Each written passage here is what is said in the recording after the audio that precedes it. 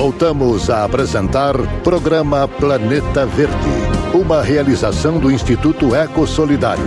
Patrocínio Petrobras, Governo Federal, Brasil, um país de todos. Apoio Rádio Planeta Diário FM. Bom dia, ouvintes, voltando aqui com o engenheiro Otto, engenheiro Eduardo da Sabesp. Hoje a gente está falando um pouco de água, investimentos, tratamento de água, e emendando já no que a gente estava falando, Otto e Eduardo, sobre a estação elevatória do Vidoca, né? Fica essa preocupação de quando a gente termina essa obra, emendando também na implantação de sistema Pararangaba e Lava-Pés, se a gente tem um tempo, um período que vocês podem dar, um prazo, melhor dizendo, que vocês podem dar para a conclusão dessas obras, que fica uma preocupação muito grande. São José dos Campos é uma das cidades que muito provavelmente a Sabesp mais arrecada, mas de repente a gente vê que outras cidades estão atingindo aí 100% do tratamento, e São José a gente parece que fica numa ilusão de que nunca vai conseguir esse tratamento. Então, Vidoca, Pararangaba e Lava-Pés, o que você pode falar dessas obras para a gente? Bom, nós tivemos aí até em função das chuvas, né, 2 meses aí que complicou todo o nosso cronograma, e nós tivemos uma reunião a semana passada para ajustar essa questão do Vidoca, que é uma estação aí com motores aí de 2.000 cavalos, né, para poder recalcar todo o esgoto. E aí nós fechamos aí em agosto, né, precisamente lá na primeira quinzena de agosto, a gente já inicia a operação dela. E aí a gente já sobe, né, colocando o Vidoca em operação, a gente sobe aí de 44, 45% para 85% do esgoto tratado. Né? Então esse ano aqui a gente já sobe, já vai atingir níveis altíssimos. Haja visto que é uma dificuldade você avançar na coleta e tratamento do esgoto, porque a grande maioria dos municípios não operados não atinge 2 dígitos de tratamento. Quer dizer, todos eles somados não atingem 2 dígitos. Nós já vamos para 85% de São José dos Campos. Pararangaba é uma obra de 97 milhões e a gente deve terminar ela no final de 2012 e comecinho de 2013. A gente já eleva para 93% de tratamento em São José dos Campos. Né?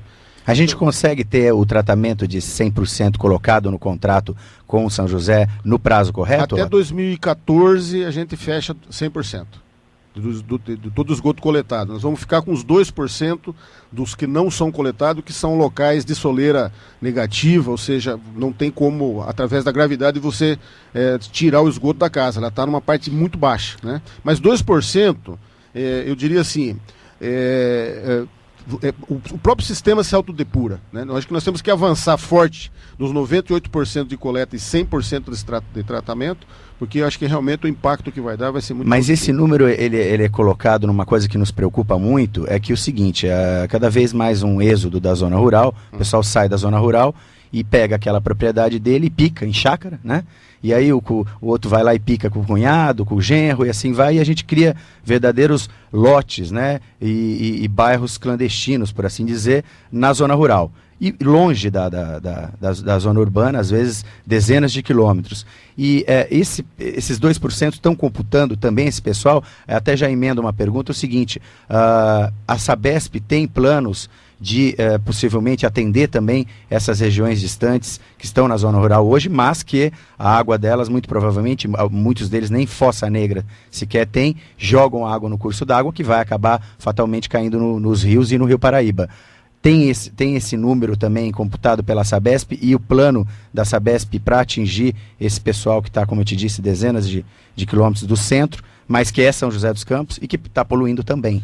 Olha, do ponto de vista ambiental, é um contrassenso você levar um sistema de bombeamento a áreas assim onde tem pouca aglomeração. Eu tenho uma cidade aqui, que tem um bairro, né, que nós vamos precisar de 7 estações elevatórias para tirar esgoto de 300 casas. O impacto ambiental que dá pelo consumo de energia elétrica, transporte, combustível, etc., né, é muito maior. E a população toda paga isso, né? Quer dizer, pela falta de fiscalização. Então, o que nós temos conversado, nós tivemos uma reunião com o prefeito, ele está muito assim, preocupado, muito dedicado em cima dessa questão do uso do solo. Quer dizer, como utilizar melhor o solo dentro do município de São José dos Campos. Então, o que nos alegra bastante, né? Porque tão só esgoto. Nós temos questão da poluição de difusa, através de lixo, etc.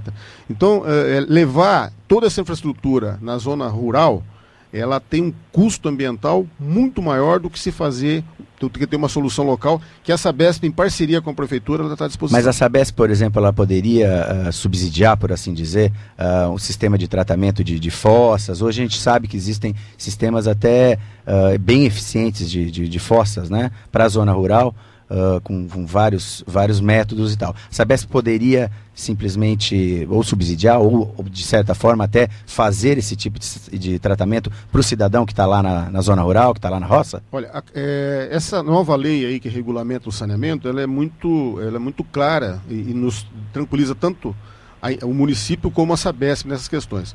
Ou seja, todo o plano de avanço no atendimento de água, coleta de esgoto, etc., ela tem que ser feito um estudo minucioso para calcular o estudo de viabilidade, né? Quer dizer, a tarifa, ela sustenta isso? Né? Se sustenta, nós vamos avançar. E a cada 4 anos é feito uma nova avaliação, junto com o prefeito, junto com a Câmara, etc.